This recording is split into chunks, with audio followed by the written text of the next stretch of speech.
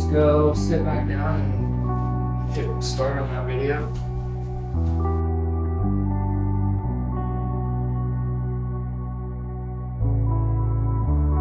Carrie, I am so thankful that you came into my life when you did. It would have been right around 2010 when I started high school. You asked me one day, like, hey, we should do discipleship. And I think this was really before discipleship had taken off at Abundant Life. So as a teenager, I'm kind of like, okay, I don't really know what that means. But what it turned out to be was life-changing. You impacted my life so much, starting when I was so young. And you've continued to be in my life all of these years later. So I just pray that one day my daughter would know that when you are diligent and faithful in something, that God will use you in those things. You know, at the end of Jesus' ministry, he gave us a command. He gave the disciples a command that we are just to love one another. And just as Jesus loved them, we're to love one another. And by this, everyone will know that we are his disciples, by our love one for another. And Carrie, you exemplify this in so many aspects, especially the way you have invested in teenagers throughout the entire time we've known each other. You've always had an active part in the lives of so many teenagers between your teaching career and between working in youth ministry. And it's evident to me by your love for other people, even by the teenagers that you knew in the late 1990s as you started your teaching career. From some 30 years later, they still seek you out and you seek them out.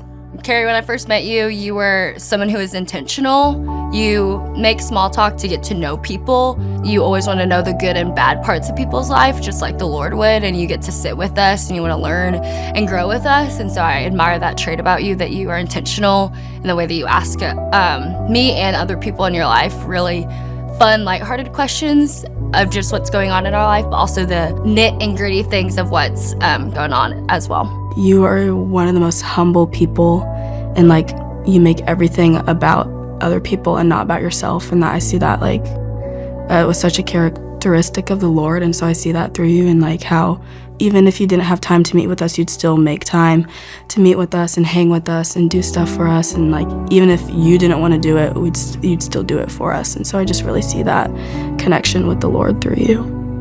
Carrie, one character trait that I want to replicate in my life as I serve is just your loyalty to serve wholeheartedly. And what I mean by that is that you just serve sacrificially to those that you invite in and that are placed under your leadership, that you spent countless hours, time, I know not even just with our group, but praying over us.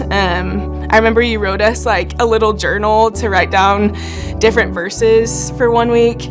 And that took time to craft that together. And I know that I was prayed over and am prayed over even as we get to serve together. And so I want to serve sacrificially just like you.